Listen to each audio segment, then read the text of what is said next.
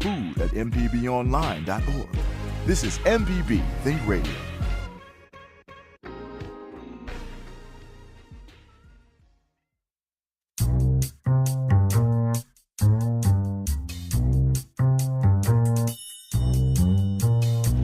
Good morning. Welcome to Deep South Dining right here on MPB Think Radio. We got a big old coffee shop going this morning. Got a full house. The team's here. We got all my friends. Caffeine, baby. This is good. It's like a basketball team. It's like starting five. That's right. That's right. There you Why go. are we all here together? Malcolm's Malcolm's birthday. Right on. Happy birthday, Thank you. Mal. Thank you. Happy birthday, Mal. Thank you so much. The studio's looking good. I hear LeAnne. I Hey, do too.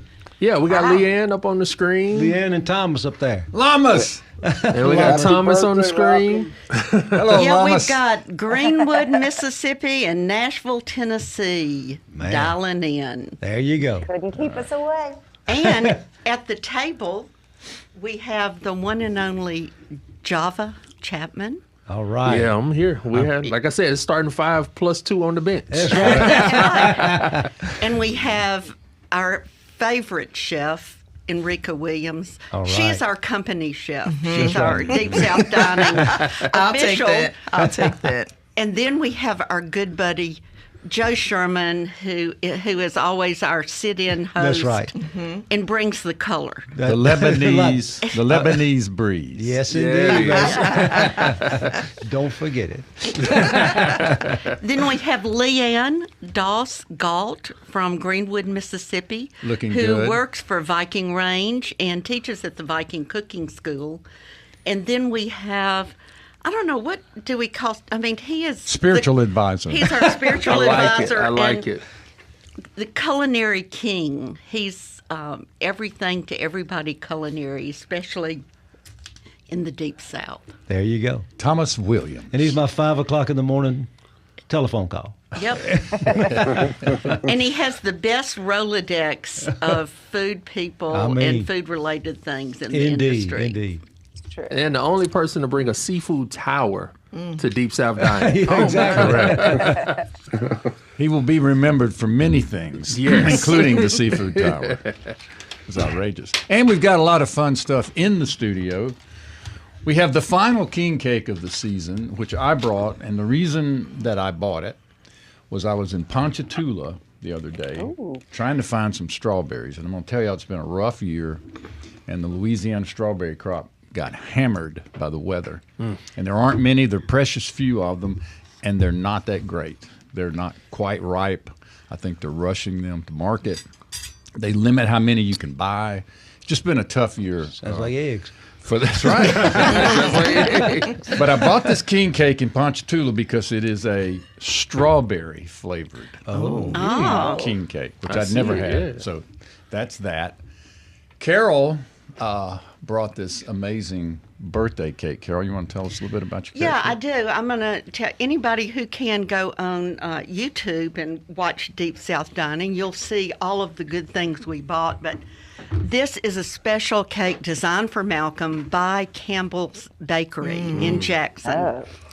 And the owners of Campbell's Bakery are also the owners now of Hal & Mal's, and that's Mary Sanders and Damian Kavicki. And the cake is Kelly green for St. Patty's Day, for Mardi Gras, but it's to honor Malcolm and the founding of the St. Patty's Day parade coming up. And when we cut into it, we'll also have a surprise. Oh, another surprise. Man. But even though my cake is beautiful, as usual, I can never outdo Joe Sherman. Oh, come on. Joe, tell us what you brought here. I brought some sugar cookies iced with the Mardi Gras colors. And these sugar cookies are I've been making sugar cookies since I was 5 years old with my mother, and this is finally the best recipe. And I have a great, via Bridge Club Dirty Sound, I used a special rolling pin that Which you brought, right? Which I brought. Okay. And it will. Sorry. There you go. The rolling pin. Now, you can add things to the end. Now these will And make it also doubles as a weapon. That's exactly right. So you'll better be good. So when you roll it and have these on the end, the dough will stay at 1/4 of an inch. Then you can have another, take these off, and there's one that'll keep it at 1/8 of an inch, and then one that'll just make it like a regular rolling pin. So making these was a lot of fun. I enjoy doing it. I bake them, then I freeze them. Then when it's time, I ice them and wait about 3 days, and then I put them up. So, Now, there's something unique about the sure. numbering that's here. right. So I forgot. So you have two different I have two cookies. different numbers. Now, if you go online and try to find a 74 cookie cutter, you're out of luck. So I realized... Well, because most people... Or 75 or 50. Are not even. That's right. They didn't make it. So in an effort to honor Malcolm with the cookies that represented his birthday, I realized I had a 60 and a 14. Now, the only thing missing is a plus sign. So anyway, 60 and 14, 74, happy birthday. So instead of one cookie, you get 2. In this instance, you get 2. All right. Yeah, and Malcolm and I could hardly wait. So before the show started, we've already had a cookie. We have had a cookie. I had a 60. I had a 14. That's my kind of math. Yeah, Yeah, isn't it? yeah.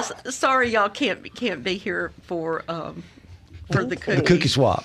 But before we Well, now dive- Enrika brought something over there. I did. I bought some sausage rolls from Urban Foxes. So there, we savory. needed something savory and spicy. yeah, we'll come Excellent. off of our Excellent. diabetic high. That's right. And per usual, I brought my appetite to the table. Well, You brought great exuberance. there's plenty to eat. There you go. Well, LeAnne, what's shaking in the wood? I don't know. The sun looks like it might come out, which is Yeah, good. that's I don't really know. I have been in a play, and the play was Oh, this that's past right. weekend. So Do tell, I haven't do really tell, thought about do tell. anything else. You were in a theatrical production in Greenwood at the Little I was. Theater? Greenwood Little Theater. Okay, and tell us about your role and the name of the play and such. Guess who's coming to dinner? Mm-hmm. And Cleavon Little, right? How right? All right. Sidney Poitier. Yeah. Oh, was it? Okay. Oh, okay. But he wasn't there this Who time. was? He's like But me. yes, I got to play Katharine Hepburn. I played Christina Drayton. Oh, boy. But we had 4 shows: Thursday, Friday, Saturday, Sunday. So Did you? I'm recovering. I don't know who I am. How did you today. do on your rote memorization of your lines? That would terrify me. I did. I knew my lines, but I had some technical difficulties with my microphone, and Oh, boy. they had it fixed yesterday for the final performance. But Saturday, that damn thing was everywhere. Like one time, I left the stage and the microphone was kind of shaking behind me like a tail, and another time. Slipped down in between my boobs somehow, and I could hear my heartbeat when I was sitting on stage. And the more I heard my heart, the faster it got. So I didn't know if I was in Guess Who's Coming to Dinner or in Edgar Allan Poe Tale, but it was a great experience and performance. Thomas, what's happening in Nashville, buddy? Well, not too much. We're just everybody in Nashville's just excited that it's Malcolm's birthday. Pretty much, there may be a parade up here, and we would love to give you a key to the city, Malcolm, if you can get up here. And it's just pretty much as the whole South is just genuflecting for Malcolm's birthday. Pulsating the entire South. Pulsating, exactly. You know, Thomas, if you get a chance, drive by down Music Row there to Craig Wiseman's big, loud shirt studio and see the Mississippi country music marker, Mississippi to Nashville, that we were told by the powers that be in Nashville that we would never be allowed to put one of our markers in Nashville. So drive I've by. seen that marker, Malcolm. Yeah, drive by and look at it today and just think about our tenacity.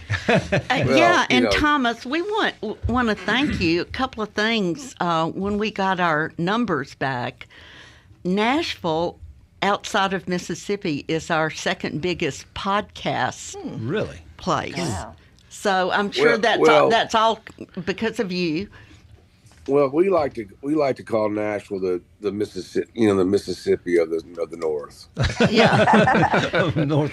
I like that. We want to remind our listeners when we started Cooking and Coping the first week of the pandemic, LeAnne and Malcolm and I started it. We, got the LeAnne got the Facebook page together. So we had 3 people as members, Malcolm, LeAnne, and Carol. And we called Thomas. He joined. He was the 4th member. Then he opened his Rolodex, and within 24 hours, we had 500 members. And today, Thomas, it's 8,200. So thank you. Wow. Well, it's very appropriate that the crowd just followed the great Deep South dining and cooking and coping, without a doubt. All right. Well, it is Mardi Gras season tomorrow, ladies and gentlemen. Will be Mardi Gras Day, and so happy Mardi Gras to everybody. I made a quick run to New Orleans last week and saw a few parades, and I ate some really good food. I was telling Thomas on the way back what all I ate, but I had some fine food in the city and saw a lot of the Mardi Gras. Of course, Malcolm, I saw you but got a new derby. That's right. A new hat. New lid. Yeah, new lid. I saw that. Yeah. I was like, man, that's pretty snazzy there. Well, I went to Meyer the Hatter, which is my favorite hat shop in New Orleans. It's right off of Canal Street. Been there for, I think it's 5 generations. This is the 3rd hat that I have bought from Meyer the Hatter during the lifetime of Mal's, now Hal's St. Patty's Day Parade. I've worn out 2. Yeah. So this is my 3rd hat from the 5th generation of Meyer's in New Orleans. So I got a new derby. And what parade number is this? 42, I believe. So that means you've worn out 3 hats in 42 Yeah. years. Well, I want to pass around something. My cousin Todd Lane, who now lives in Jackson, from Greenville, but sent me this picture from Mardi Gras yesterday. It is the ultimate king cake. It is a sushi king cake. Wow. Yeah. I want to see. You saw this? I have not. I could wanna see not. what that looks like. Talk could about not savory. I could not imagine, but it's absolutely gorgeous. Yeah, that does look good. That's Pass the plate. So we'll add that to our king cake repertoire. Yeah, I think when we had the I do too. the big book of king cake Matt on the other day, I think he was talking about a sushi king cake. I was having a hard time visualizing it, but now you got it. Now I have seen Yeah, it. I think I'll post this on Cooking and Coping so I more think that's people Yes, more please people do. can see that. That's 'Cause beautiful. it's And I can really say something. This Mardi Gras season, I myself have eaten more king cake than I have ever eaten. Like I was able to get some lob lollies from Hattiesburg king cake, and then we had Paul's in here. Right. It's just Now it's you just been got it's the just been a lot. Ponchatoula. Then Ponchatoula, like Berrytown. I don't know if you can be king caked out, but I think I'm close. You only have one more. You only have one more day. I Go know. ahead. So Go yeah, ahead. we're right here at the end. Did anybody have a dong fong? I didn't. Not this I year. did. LeAnne did. LeAnne, Okay. I did. do tell. I had the almond cream, which I'd never had before, and it was delicious. I cut it and ate a piece of it and immediately took it to my office so that great big boys could eat it and get it away. They ate it all. That's good. But it was delicious. I'd never had the almond. The coconut was all I'd had before, and it was fine. So my wife asked me yesterday what I wanted for my birthday, what sweet I wanted, what cake or pie. And I said I wanted a New Orleans style cup custard, which she had never made, and I'm a big fan of. It's kind of old school. So she went online and found the Galatoire's recipe Oh, perfect. and made me, I think it was 10, little ramekins of New Orleans style. It's kind of like a flan. But it was fabulous, and she'd never made it. And I think you have to go through 2 water baths. I mean, it's a complicated process to make this egg vanilla custard. But anyway, I got to have that last night, so I'm really high on sugar. So you haven't come down. Oh man! All right, let's take a quick break, and it could be the only break of the show because we have so many voices to enter into this conversation. This is a birthday version of the coffee shop, and we are glad you are dialed to MPB Think Radio. This is Deep South Dining, and we're here with Thomas Williams, LeAnne Gault, Carol Palmer, Joe Sherman, and Java Chatman, and Enrika Williams. We got a crowd, so we're going to take a short break, and we'll come back and let you have it. There you go. Stay tuned.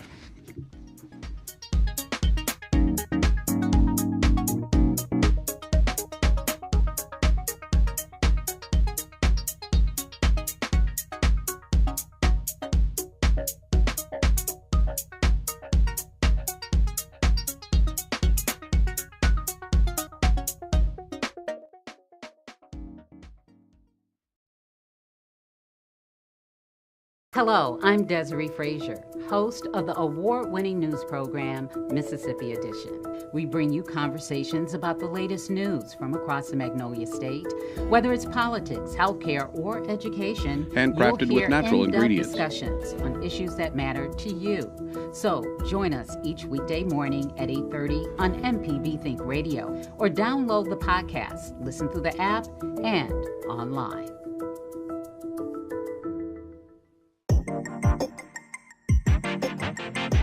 Both seasons of the 10-Minute Timeout are now available on a variety of podcasting apps. The mini podcast can be binged in a day and is perfect for those that just want a quick listen. Join me, Lacey Alexander, as I sit down with special guests, revisit major moments, and give a platform to the athletes and sports that shape Mississippi. Head over to mpbonline.org to give it a try.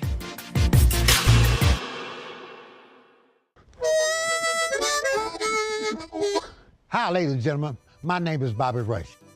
As a blues man, I love Mississippi Public Broadcasting.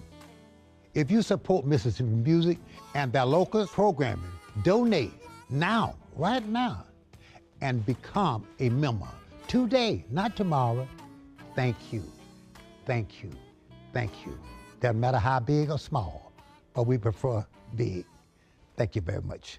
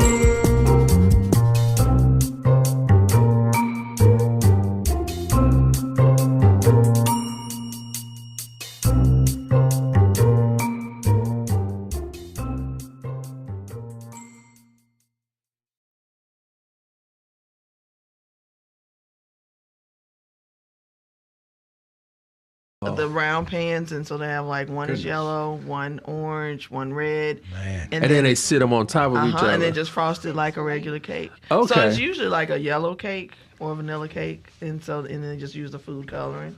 Okay. And then just bake them separately. Now, Java, go home and make one tonight. Yeah. See, now you're doing there that. you go. There you go. Now, speaking of making stuff at home, I do have to brag on my wife real quick because she has been making fresh bread.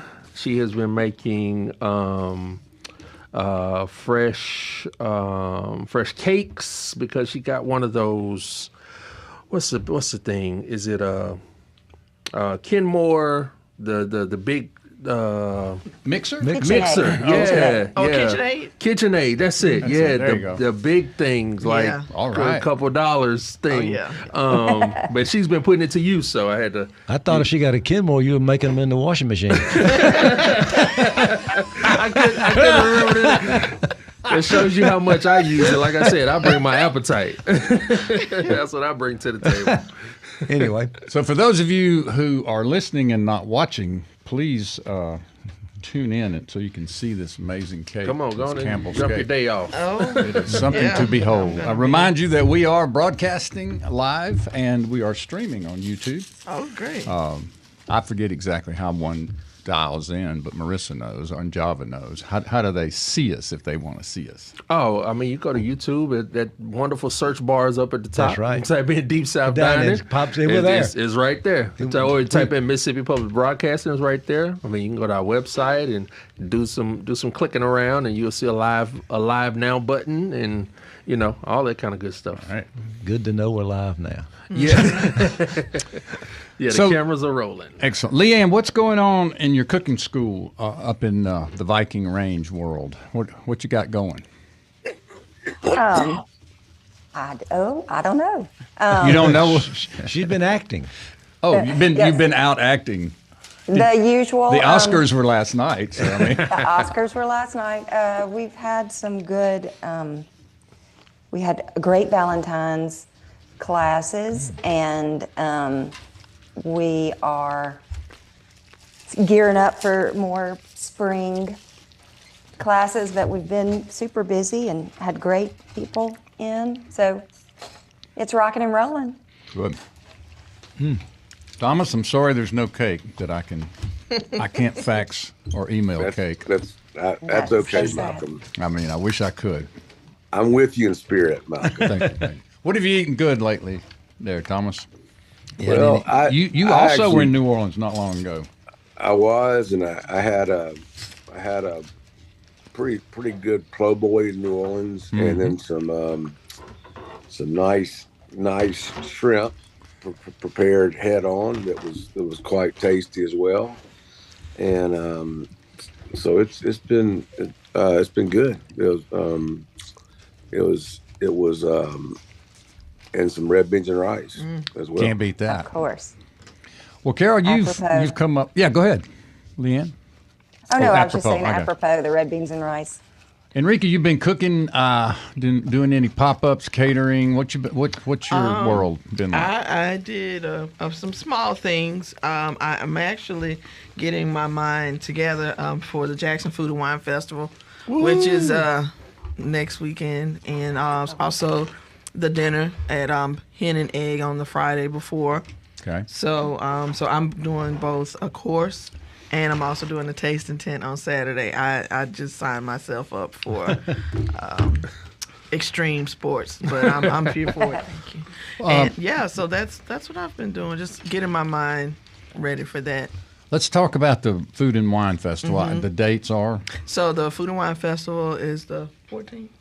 But let me check. So the Friday is the dinner, and then the actual Food and Wine Festival is the 15th. So that's on same Saturday. day is the Run for the Rainbow marathon.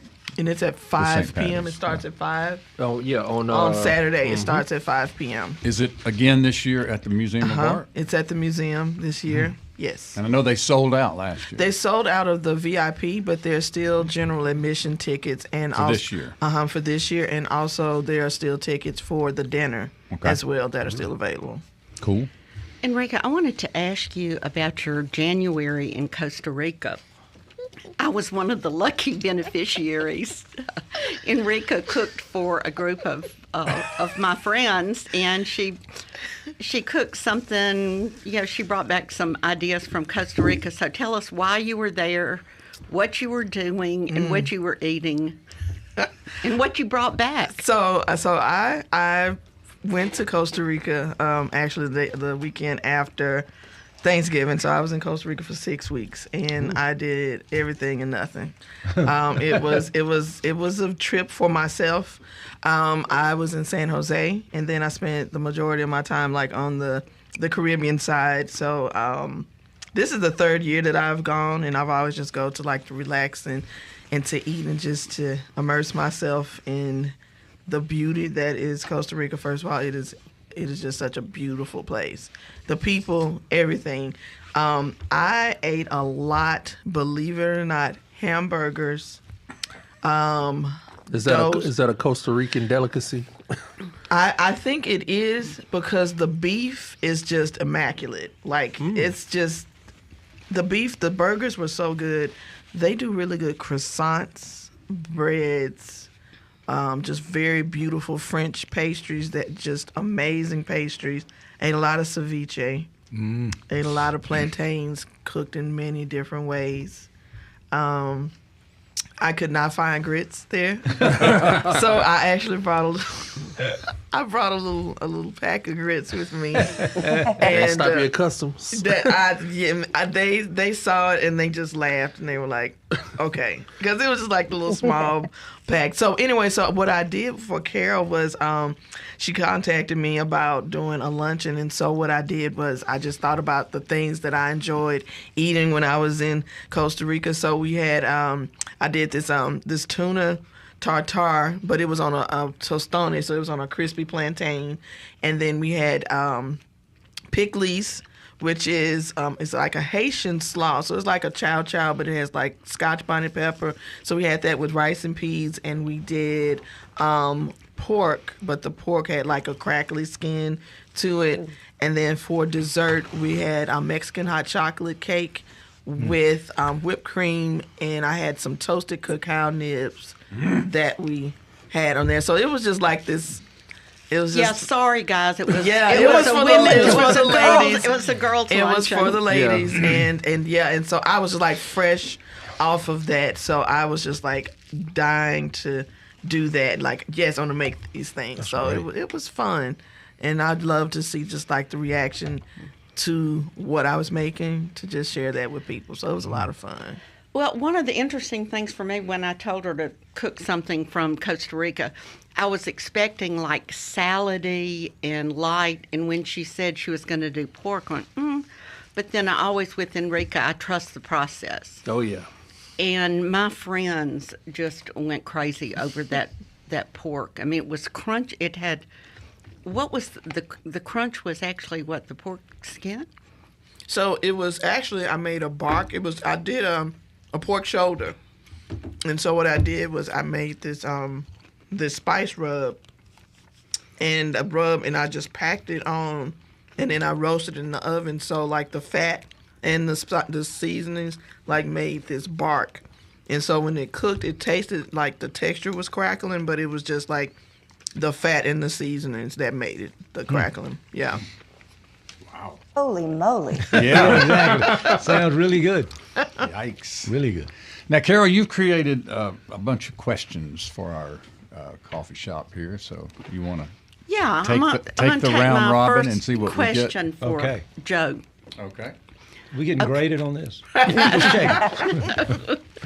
Well, I just changed my question because I see something. I was thinking, what is your favorite cookbook over the years, the one that's influenced you, not like what you're reading now, but what influenced you as a cook? Mm-hmm. Joy of cooking. Uh-oh. Mm-hmm. This has everything in it. I mean, everything. The first thing I ever did in here was make barbecue sauce. And there's some notes on the inside of where I used it, but as you can tell, it's not brand new. That's good. That means you've it's used not it. brand new, but there's a lot of books out there like this, but I think this is, to me, it's the best. And there's influence as far as a cookbook. This was it. So there you go. And I don't know what edition they are on now, but it has been rewritten any number of times. Yes. Yes. Okay, right. LeAnne, cookbook. I agree with Joe. I'm going to say The Joy of Cooking, and probably BioCuisine. Because you grew up in Indianola, and you have an Indianola connection. I do.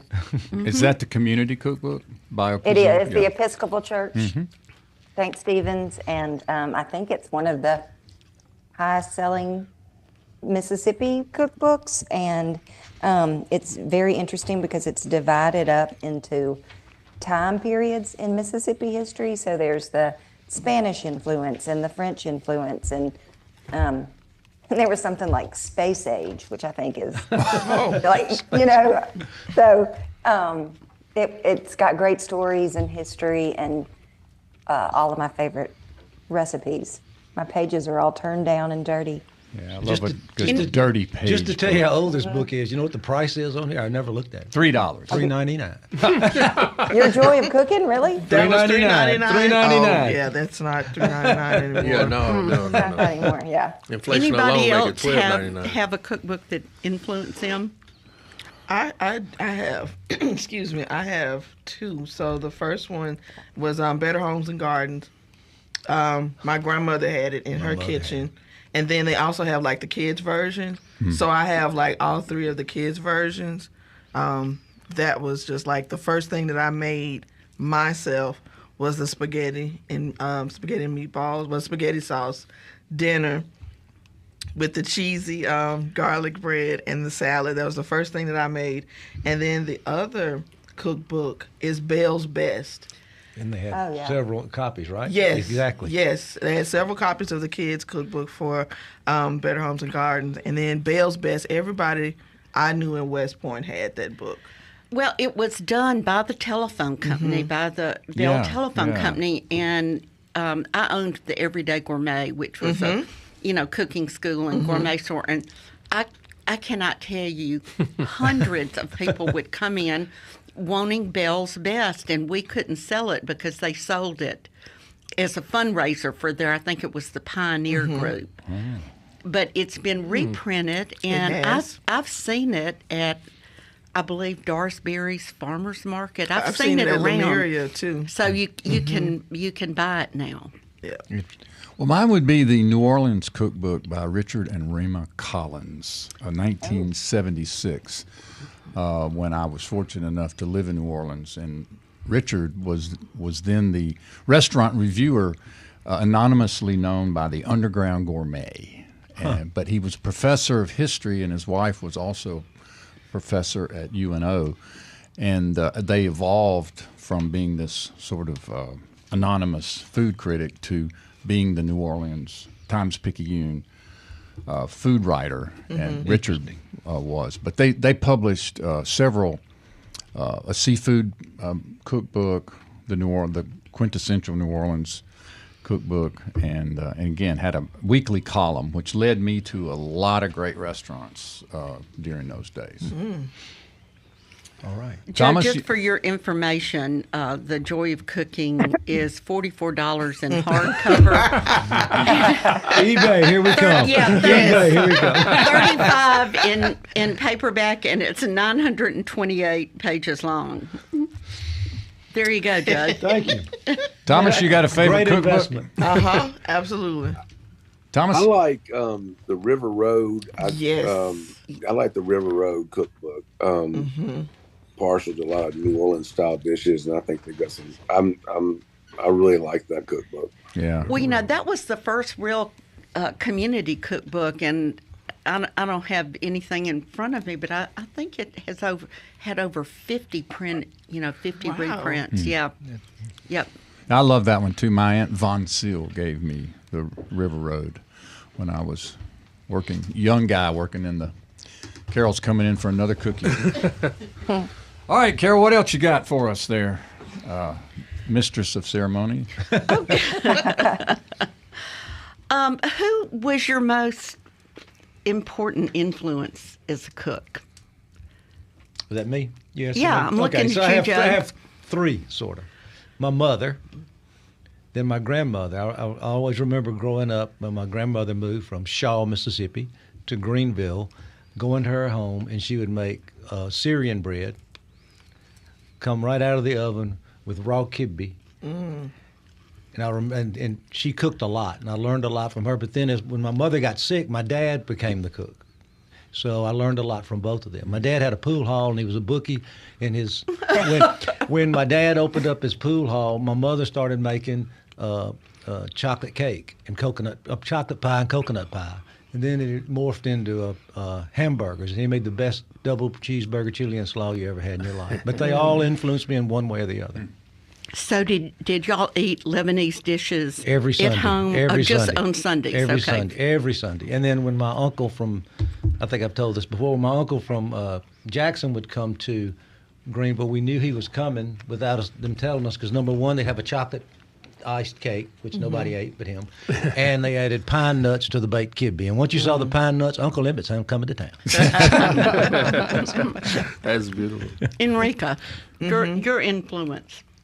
I would definitely say my grandmother and MPB. Like, PBS was a big influence on my cooking, and I'm not saying that because I'm here, because Java has known me for a while, and I have been staunch in my, like, I grew up watching Saturday morning cartoons, and then after the cartoons went off, I would watch MPB. I would watch Justin Wilson. I would watch Martin Yan.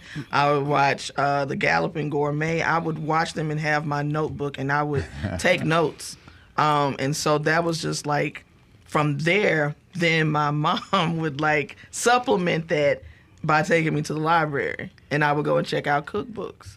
So I've just always been like the library kid, and one of the product of like Sesame Street and Mr. Rogers' Electric Company, 3-2-1 contact cooking classes. Like that was like that really like that was just like a really big part of why and how I process and how I'm able to create and to think. So that was just like a huge impact. Still to this day, like I still tune in and watch documentaries, and I go on YouTube and look for old episodes of things that I watched as a child. So that is a great point to bring up, because public television was the first to do cooking shows, and Julia Child, I think Justin Wilson may have been the first, but that was just a real revolutionary idea, which it's hard to think about that now because cooking shows are so sophisticated and they're everywhere.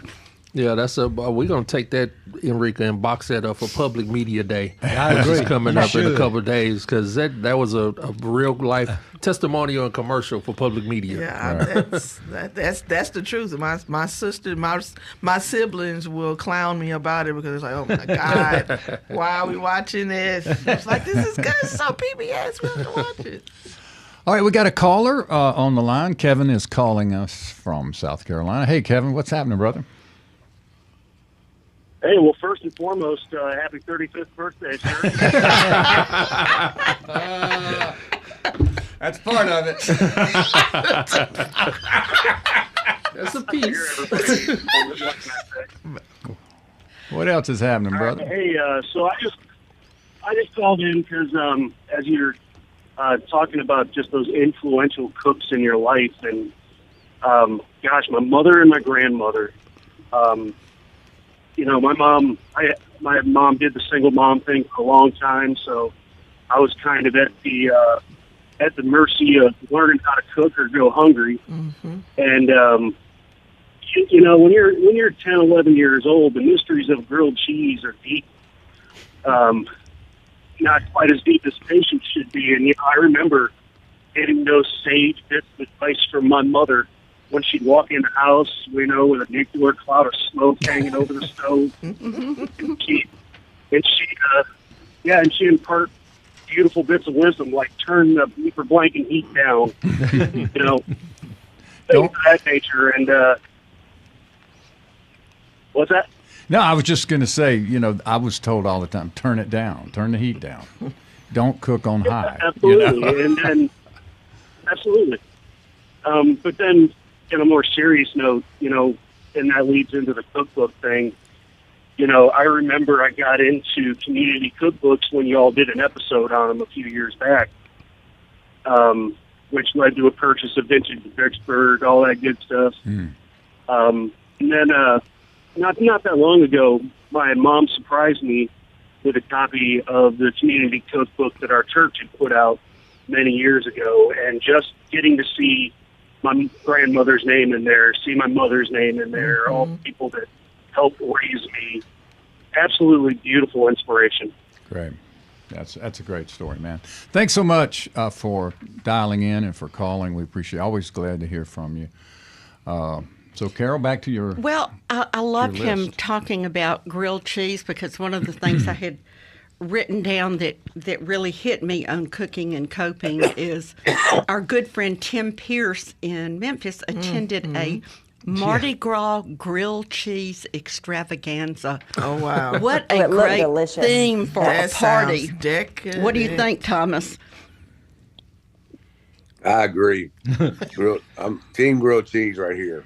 Team grilled cheese. Never met one you didn't love. Exactly. And, Although and I'm a purist. Go ahead. Kraft singles, white bread, real butter. Yeah. Real And butter. Carol, speaking of Boonville, Yeah. you brought up Tim Pierce. I'm sure you all know that Boonville won the basketball championship, both boys and girls. I saw that. Oh my I saw goodness! that. I was supposed to tell you And first thing this is was the to mention that. the coach in Boonville. I can't even think of Smith is his last name. Coaches both the boys and the girls team. Oh, wow. As you And would this in is Louisville. his 4th year in a row to win the state Wow. championship. Really? Whoa. Wow. So if anybody can top that, go ahead. I mean, There's something about Boonville. That's right. That's big time. That is big time.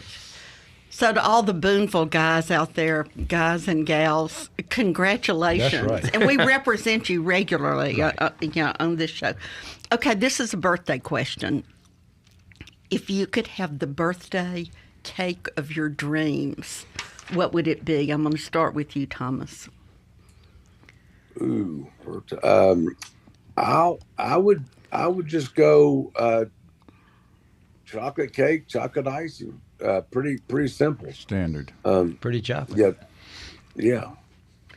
Joe, Either because your birthday's on Valentine's Day. well, the day before, I just miss being a sweet guy just by the day. But By look, the way, so- Joe and I are the same age, That's and right. we were born just weeks apart. Exactly. And look at him.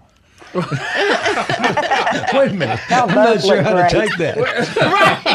Yeah, What does that mean? Look at that hair. What does that mean? Look at that hair. My grandson that is in the 7th grade, his friends think it's a wig. oh, I said, just take a pull. Take a pull.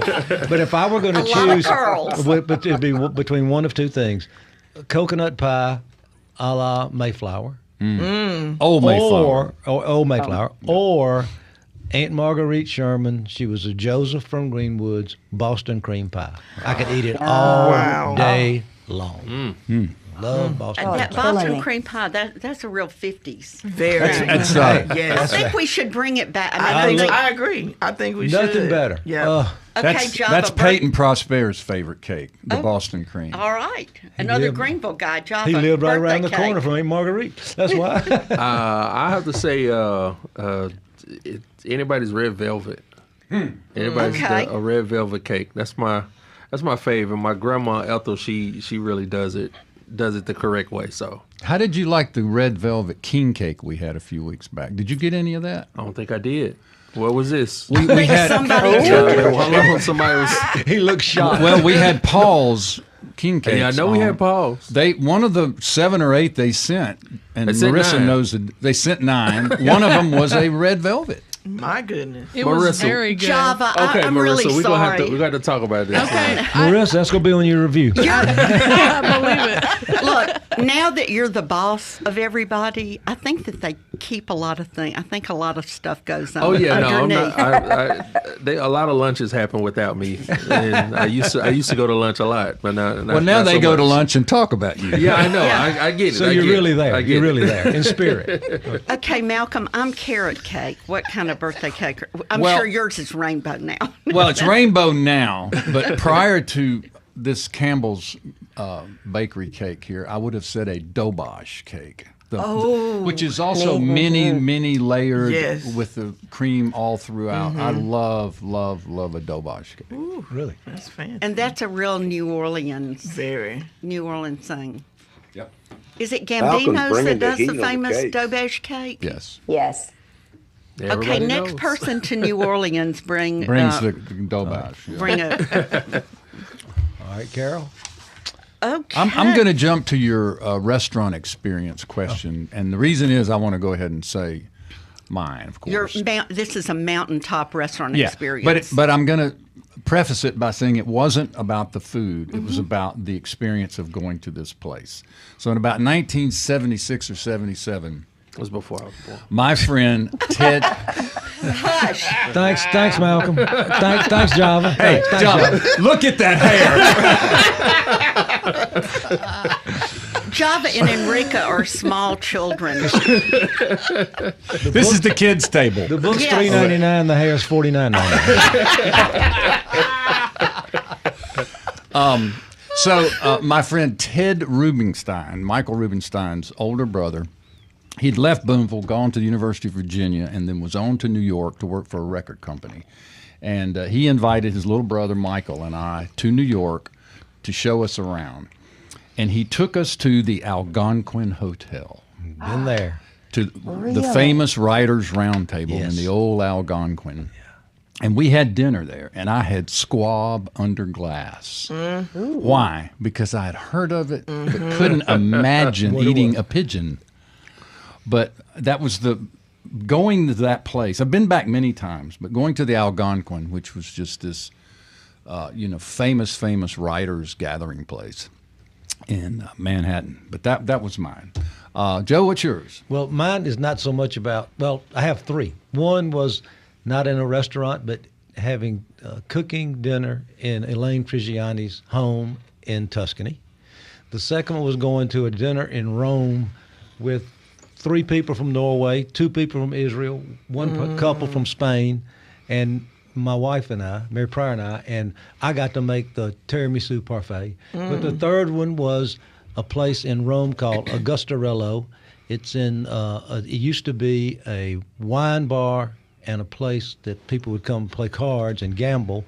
And it was back in the 50s, and we went on a food tour, and we were supposed to go there at 12 and leave at 2. We got there at 12 and we left at 6, and we had dinner reservations somewhere else at 8. So needless to say, It was a fun-filled day. It was fabulous. Eleanor Baldwin did the tour thanks to Elaine Trigiani. It was wonderful. Wow. How about you, LeAnne? Oh my. Well, Wait, I'm gonna jump in here and give you one that you may have forgotten. I bet not. You actually went to the #1 restaurant in the world because I couldn't go, and you are one of the few people that have done it. So you can tell us about that. Yeah, thanks to Carol Puckett, I got to go to El Bulli with Molly O'Neill and Nancy Harmon Jenkins in about 2007, before they closed. And that was the famous Ferran Adrià that kind of introduced the micro and the foamy. The molecular gastronomy. Gastronomy, yeah. It was, I think, 35 courses. I know Nancy, in her notebook, wrote down at about course 27, when do we get to go home? But it was, it starts and you drive down this little narrow, winding road to Roses, to this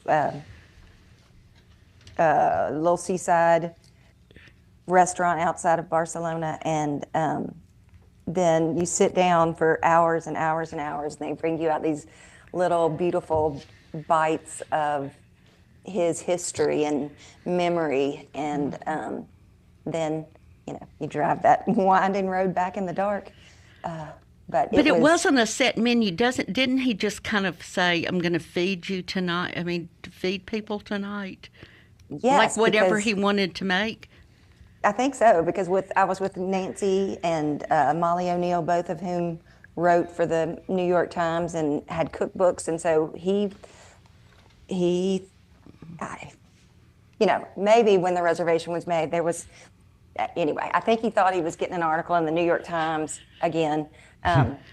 But we were so blown away. I don't know that we could even talk about it for weeks after. We were just amazed and flummoxed by what we had seen and eaten. It was, there were olives. He made olives with agar-agar, so it was this really fruity olive oil and brine surrounded by this, membrane made to look like an olive on a little spoon, and you popped it in your mouth and it just burst, and your whole mouth was filled with this olive flavor, and I'm not describing it as beautiful as it was, but it was an amazing experience, once in a lifetime. And Thomas, you've probably been to more restaurants than all of us put together in this room. So, from the king of restaurants.